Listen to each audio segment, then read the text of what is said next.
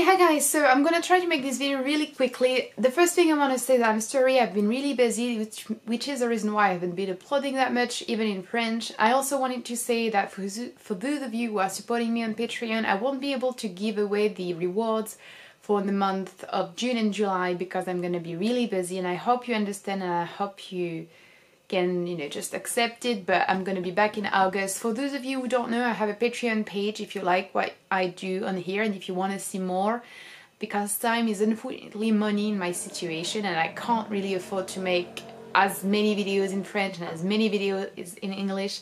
You can always go and financially support me on there.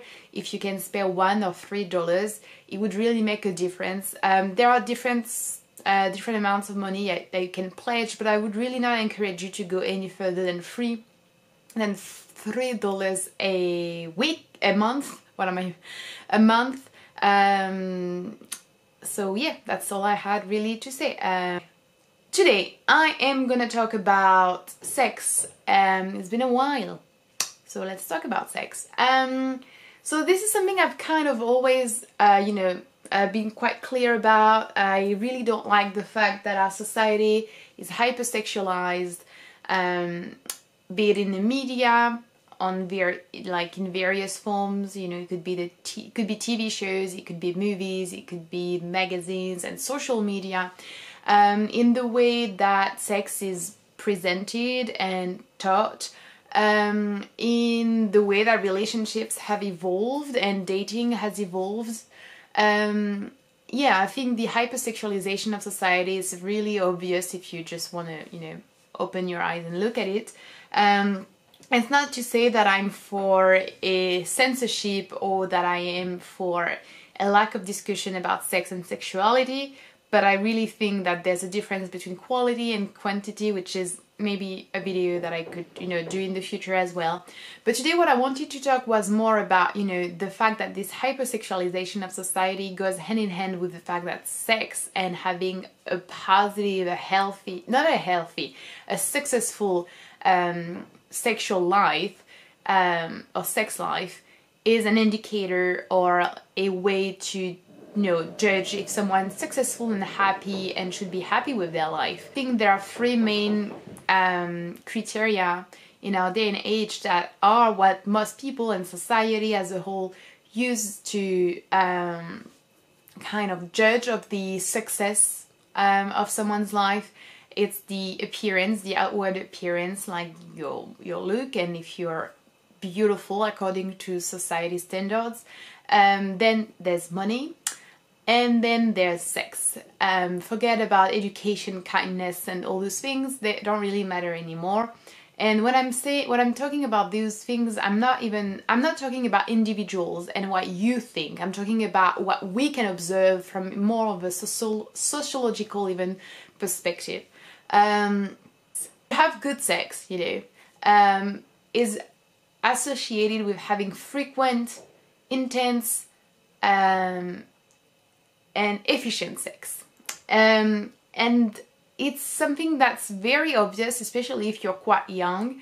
If you read magazines and if you go on even websites that are not feminist or run by feminists, there are all those articles and posts about how to get your man to orgasm and how to have orgasm yourself and how to spice up your sex life and how to be the best in bed and all those different ways to put it, which really are just a way to say how you can be the best girl in bed. And you don't really see that much for boys and men. And in this video I'm going to talk mostly and even only about heterosexual sex. Why? Because what I really want to discuss is the correlation, or like the link that capitalism and sexism have in regard of this hypersexualization and this idea that sex and how much sex you have and how you have sex is an indicator of how successful and how happy you are. I really believe that capitalism and sexism work hand in hand to create this idea, and very toxic and harmful idea. Capitalism, if you were to put it very simply and very briefly, is the idea of having the best results and producing the most with the least amount of efforts. And sexism tends to present heterosexual relationship only and completely eradicates or erases queer relationship and platonic relationship. It puts women in a position of beings that are not really sexual and don't have the same needs as men. It plays vaginal penetration as the only true form of sex.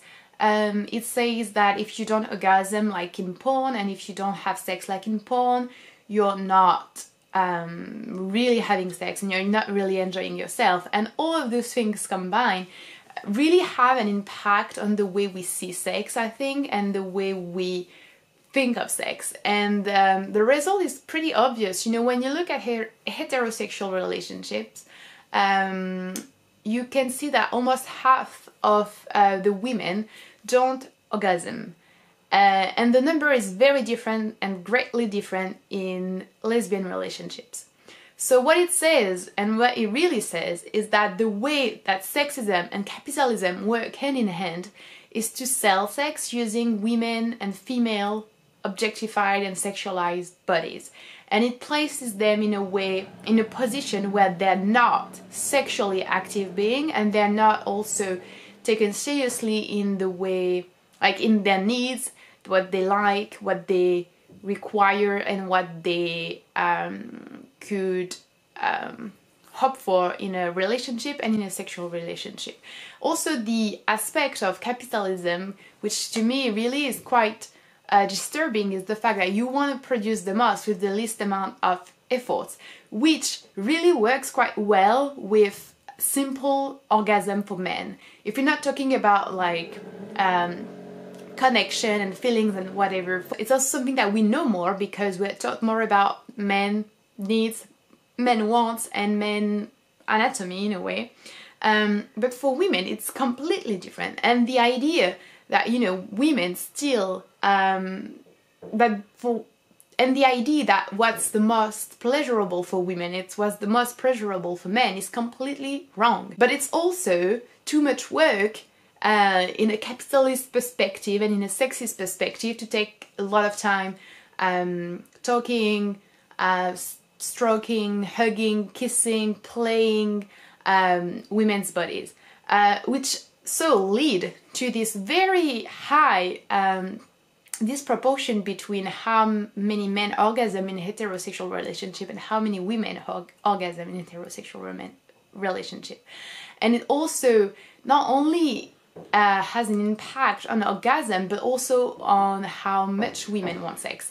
And I think there's some truth in what we say, you know, that women don't want sex as much as men want. But it's not to say, it's just a natural fact. It's just to say that women's sexuality and women's pleasure and women's orgasm are not taken seriously and are not taken into consideration enough in our capitalist and sexist societies.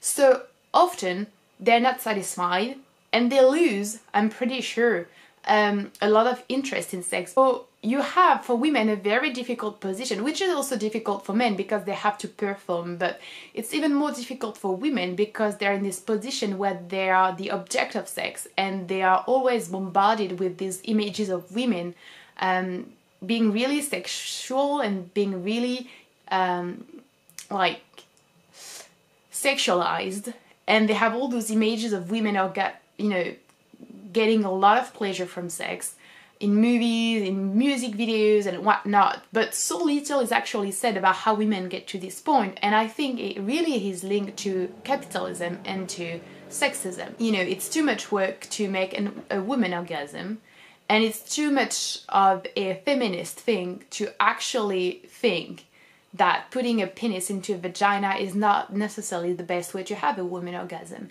And to think that we could talk about sex and let women say what they want about it is also too much of a feminist thing to say.